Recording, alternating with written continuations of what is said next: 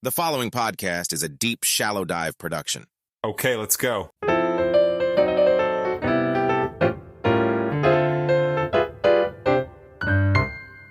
Last Thursday. All right, let me give you some overall summarization of that. Tim Scott drops out soon. Senator Tim Scott suspends presidential campaign. All right, come on now. Give your boy Ray D some props on that. Come on now, Ray D Stradamus. I'm just kidding, but I did call that Tim Scott. You know what was funny? I actually recorded yesterday's episode Sunday during the day, and then that news came out, and I was like, dang it. All right, that's all right. I'll play that on Tuesday. But yeah, Tim Scott, he's out. Who's next? Who do you guys think is next? Personally, I think it's going to be Chris Christie. I think Mr. Oh man, I'm blanking on the name of that donut chain. Oh my God, what the heck is the name of that donut chain? Hold on, I got to look it up. Oh my God, I'm getting old. Brain is fried. Krispy Kreme. Maybe because it's Krispy Kreme. That didn't, maybe it all rolled into one. That's a great endorsement deal for Krispy Kreme and Chris Christie. That's a really nice, that's a nice match. That's a nice match.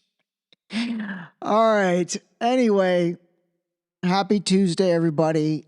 We are going to dive into some good stuff. Man, the fantastic conversations continue. Honestly, I really, really, really love hearing from you guys, whether it's through whatever means, but it's very enjoyable for me. I really appreciate it. I had a few friends yesterday ask for like the graphic of the podcast so they could post it and share it with others. So totally appreciate that. Would love any reviews, not going to lie. I think that little algorithm in Spotify and Apple actually does consider those reviews. So if you think you're ready for that, would love a 5-star review on those platforms. But anyway, all right, let's dive in. I'm going to start off today playing a clip and talking about something that, honestly, the point of even talking about this is to scope it up into a bigger picture, bigger conversation, but then obviously to address it by itself, because I think it's incredibly important.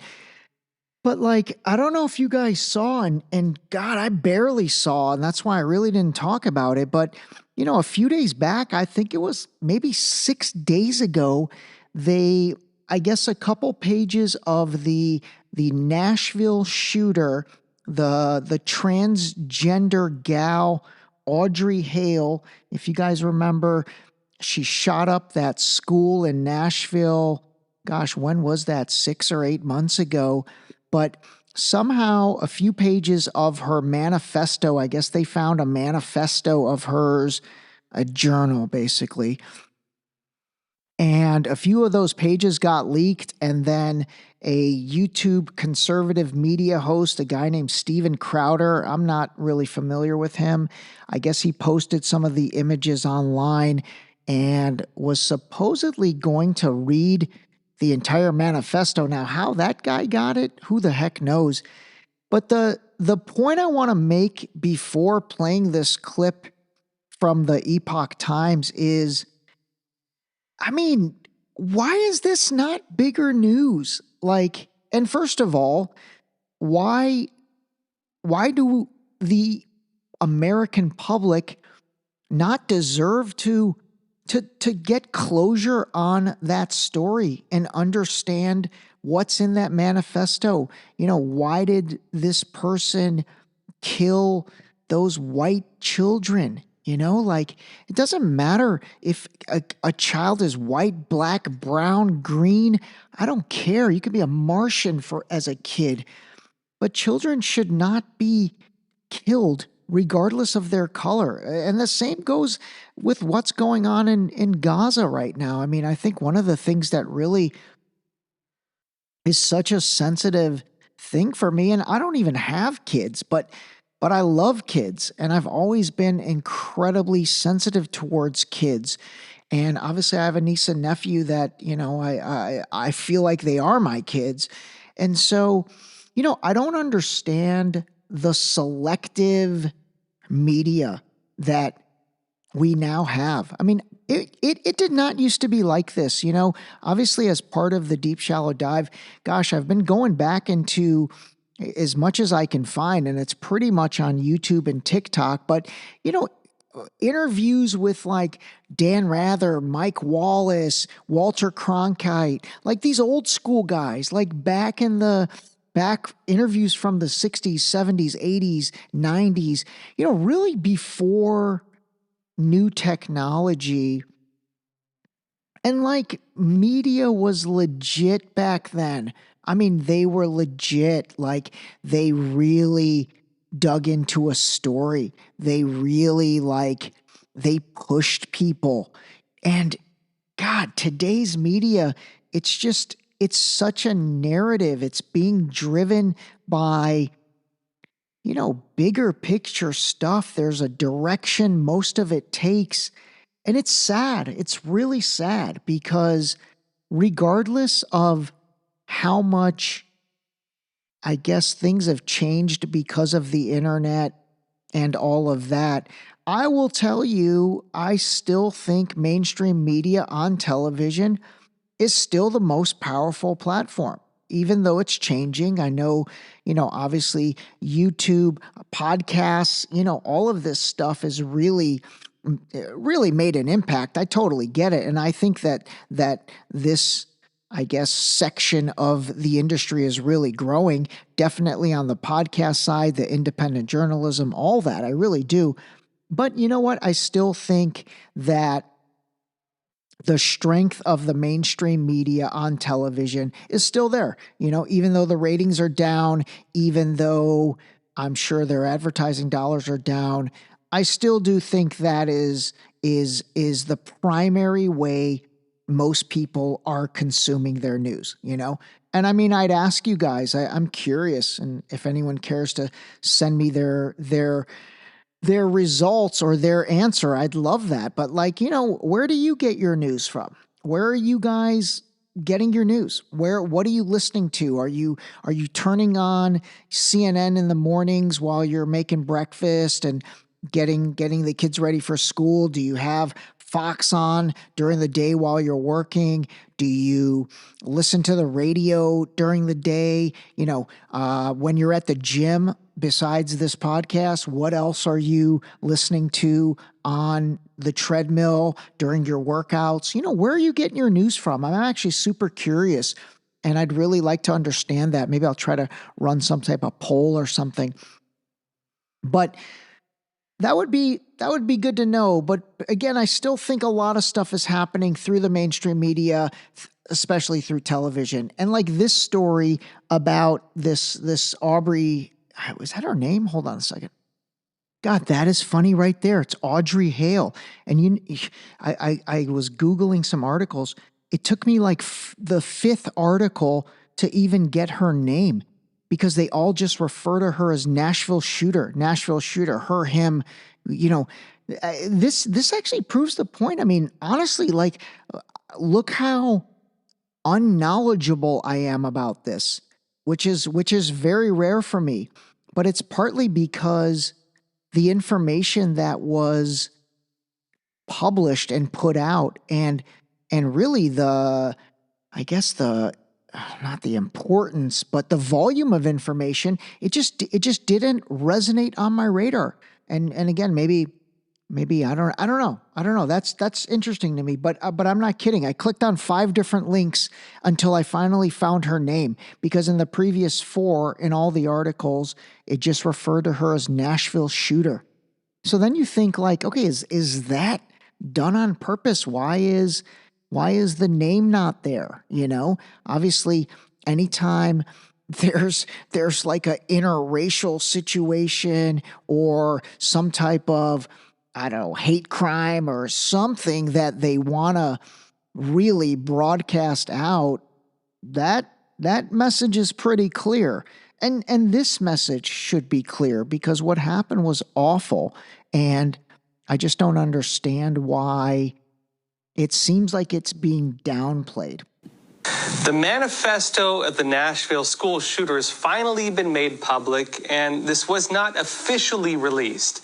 It was leaked to conservative show host Steven Crowder, who then released it online.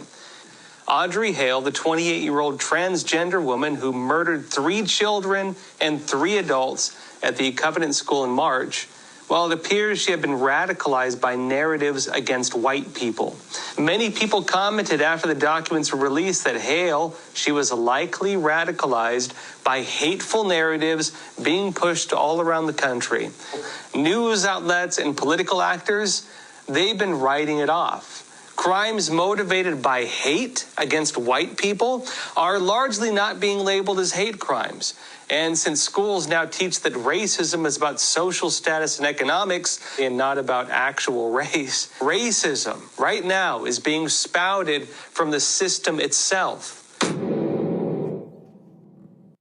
Dude, we're a mess, man. We're a mess. You know, I don't even want to get into like, okay, is it racism if it's against white people? Well, white people deserve it, all that stuff. You know what? I'm not even going to get into any of that. All I'm going to get into is 3 adults and 3 kids were murdered. I mean, come on. It's just right versus wrong. Seriously, that's it, man. I have decided I am calling a spade, and it is right versus wrong. That's it. That's gonna be that's my litmus test. That's my litmus test. I mean, I think it's always been my litmus test, but it's definitely going to be my litmus test now because it's just not cool. It's just not cool. All right. Anyway, I wanted to start with that because, again, bigger picture on that is, you know, don't think that we're not being given the stories that quote unquote they want to give us, and then not given more detail or closure really on the stories that, you know, maybe don't fit a plan. So, all right, moving on. This Israel-Palestine thing, gosh, I seriously, I wanted to stop talking about this, but you know what? I've talked to so many people and everybody continues to want more. And I mean, that right there, that's a function of the media giving this to us 24/7 because it does feel like that. So, you know, like I said a few episodes ago, obviously it's not going to be the only focal point on everything moving forward, but I am going to continue to kind of share things that I think are relevant and try to give, you know, my understanding of where I think this is going and what's taking place, along with continuing to provide, you know, some backdrop into the past on all this, because I think it does matter, and you have to really understand what took place. And I've divided that into 2 sections. One is starting in 1948 and then until now, and then the other will be before 1948. And that's where, you know, some of these biblical times and the stuff when you hear someone say, you know, 3,000 years ago, 2,000 years ago, I'm not really down with that type thought process, I guess, but I will cover what that is.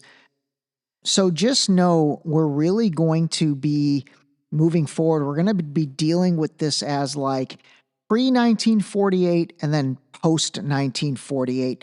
And like I shared the other day, I am going to do kind of a good recap video that's really going to start with that speech that President Harry S. Truman made again, because I think that is so important. And that was in 1948. He basically said, I had to divide the country of Palestine. I had to make the Jews and the Arabs happy. Neither one was happy, but I don't care because I'm the president of the United States and I have the power to do it. I mean, that right there, we're going to dive into that mentality. But again, it's going to be 1948 and on, but there's things that we really haven't talked about yet. We haven't talked about, the 7-Day War that took place in 1967. We have not talked about anything in regards to the West Bank, which is the other section or the other suburb of Israel that houses Palestinians. There's probably maybe 2 to 3 million Palestinians living in the West Bank. And by the way, the West Bank is literally called the occupied West Bank because, yes, the Palestinians are living there, but then Israeli settlers have occupied that. And that's another thing that gets argued so much. And then I'm like, dude, it's called the occupied West Bank. Like Netanyahu himself refers to it as the occupied West Bank. So you can't say it's not occupied. So we're going to get into more stuff there and then obviously continue talking about the things that are taking place in Gaza. I want to play for you guys a couple things. One which was very surprising, and it was an interview with French President Emmanuel Macron, who I'm not a fan of that guy, just FYI, but, there's always a but with me, bro has a nice watch collection. He really does. And there's a hilarious video from a while back. I forget where he was, but he was talking about like poverty and all these issues involving money. And he had on like a $250,000, either an IWC or a Patek Philippe or just a gorgeous watch. And then during the interview, he moved his hand under the table and took the watch off and put it in his pocket. God, I'll have to see if I can find that because that was hilarious to me. But anyway, so Macron's been under a lot of pressure. I mean, man, the protests that are going on in London and France, they're enormous. I think they're definitely upstaging what's taking place in the United States. Right now in the United States, as far as protests, I'm seeing a ton of stuff in New York City. And what's crazy is there's a lot of protests being led by Jewish people. I'm going to play for you some clips from those. I don't see a ton of stuff here in Los Angeles. I mean, I don't live in LA proper anymore, but I'm not seeing a ton of clips in regards to LA. And then DC is the other city that seems like it's getting a lot of coverage or getting some activity, but nothing even remotely close to what's going on in Paris, London, and then quite frankly, like hundreds of other countries across the globe, which I'm going to try and find some clips on those. But for example, in London this weekend, I guess there were 300,000 people that marched on Saturday and Sunday. The numbers were supposedly similar in Paris. And then anyway, Macron's been under a lot of pressure because he really kind of came out initially with no empathy toward, the civilian population in Gaza. And then he did an interview on, I believe it was Friday, with one of the French outlets. So listen to what he said in that interview, and this thing is gone completely viral. Actually, it was with the BBC. I thought it was with a French outlet, but it was with the BBC. Okay, give this a listen. We've heard from the French president saying that Israel must stop killing babies and women in Gaza. Emmanuel Macron told the BBC in an exclusive interview at the Élysée Palace that there was no justification for the bombing, saying that a ceasefire would benefit Israel. He said, "We do urge them to stop this bombing in Gaza." And there needs to be work towards a ceasefire. Are you disappointed that other world leaders aren't joining you in that call, like the US or the UK? No, I hope they will. And let's be clear, but day one, we say that this reaction and the fight against terrorism, because it is led by a democracy, should be compliant with international rules, rule of war, and day after day, what we saw is a permanent bombing of civilians in Gaza. I think this is the only solution we have, this ceasefire. Because it's impossible to explain we want to fight against terrorism by killing innocent people. So you get the gist of what he was saying. It was about a 12-minute interview. I didn't want to play the entire thing, but I'll find the interview and I'll put a link in the show notes for that if you care to watch the entire thing, which I know all of you are just going to be scrambling to do. But you know, you heard it from him. I mean, he really was advocating for a ceasefire. I thought it was interesting. He started out the interview really, or actually the BBC commentator started out the interview really talking about the killing of women and children and, you know, voicing that concern. I thought that was interesting. And then from there, you know, the other thing that is interesting is France did vote for a ceasefire in that United Nations vote, and the United States did not. Actually, England voted for a ceasefire. Oh, you know, I'll have to look. I don't know if they did or not. But normally those three do everything in unison. So it is interesting that Macron has sort of broken away from what Biden and then the Prime Minister of England, Rishi Sunak, seem to be doing. Because right now, what Macron, I mean, that whole interview from Macron was not aligned with the United States and England right now. And that is not normal. That is not normal. Those three are normally the three musketeers. All right, the next clip I'm going to play is another interview, which again, oh my God, I'm going to flat out admit this to you guys. I have always thought CNN was trash. Not even going to sugarcoat that. But man, they are doing some pressing interviews with this entire situation. So this is Dana Bash interviewing Israeli Prime Minister Benjamin Netanyahu on Saturday. So give this a listen and then I'll give you some thoughts on it. And say the one thing they want to hear from you is that you take personal responsibility for failing to prevent the October 7th attacks and protecting your people. I know you say the time for that will come after the war. Why won't you take responsibility now? I've already addressed that many times. And I said this whole question will be addressed after the war. Just as people would ask, well, did people ask Franklin Roosevelt after Pearl Harbor that question? Did people ask George Bush after the surprise attack of November 11th? Look, it's a question that needs to be asked. I think those questions were asked. And I've said that one thing that is important is, and I've said we're going to answer all these questions, including me. I'm going to be asked tough questions. Right now, I think what we have to do is unite the country for one purpose alone, and that is to achieve victory. All right, really quick, I'm going to come back to this, and you're going to hear this interview again another time, but the fact that he said that we formed a unity government, we've got to unite the country, you know, as soon as I heard that, I was like, holy crap. Remember that 60 Minutes story I talked about and I played for you where, you know, basically in August of this year, you know, Israel was practically at the brink of civil war. And then Charlie Kirk talked about it. I'm going to string those clips together in another interview. But as soon as he said that, I was like, oh man, that makes a lot of sense. You know, we've talked about how now there's a bigger problem, but, you know, he kind of said it. He's like, hey, I formed a unity government. Everyone's united now. So then the question becomes, you know, is there a possibility that this thing was done in order to squash and quell all that? Come on. You got to ask it. The country is united as never before. And I think that's what we have to pursue. And what the people expect me to do right now is two things. One, achieve this victory and bring the hostages back. And second, assure that Gaza never becomes And to Israelis who are disappointed that you still won't take responsibility, you say?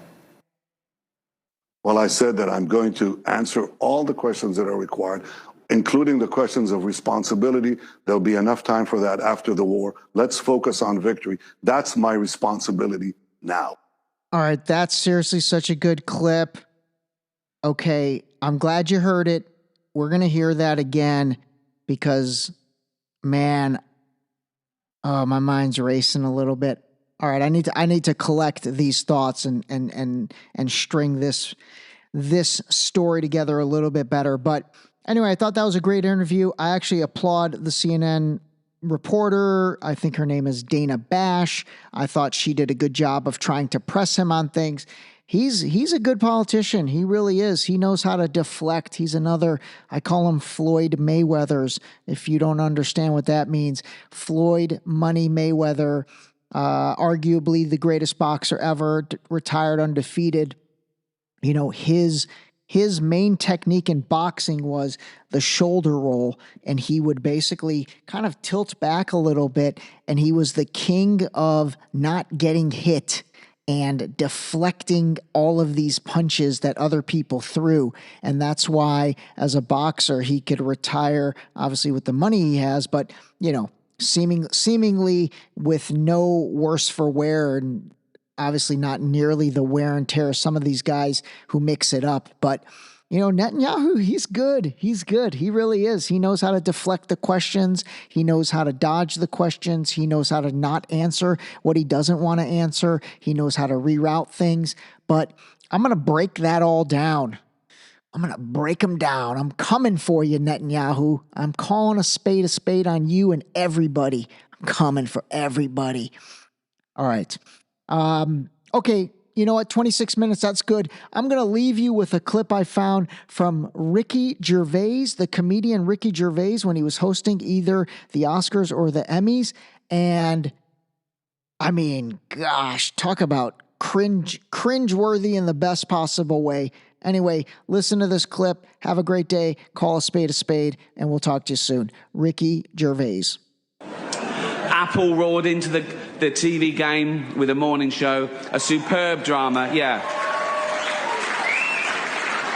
a superb drama about the importance of dignity and doing the right thing, made by a company that runs sweatshops in China. So, well, you say you're woke, but the companies you work for, I mean, unbelievable. Apple, Amazon, Disney. If ISIS started a streaming service, you'd call your agent, wouldn't you? So, if you do win an award tonight, don't use it as a platform to make a political speech, right? You're in no position to lecture the public about anything. You know nothing about the real world. Most of you spent less time in school than Greta Thunberg. So, if you win, right, come up, accept your little award, thank your agent and your God, and fuck off, okay?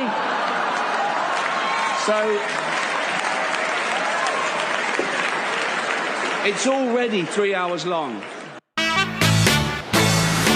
This episode was brought to you by Boost Liquid Vitamins. Wake up, take your Boost, start your day. Drink your vitamins, build your immune system with Boost. Available on Boost.com.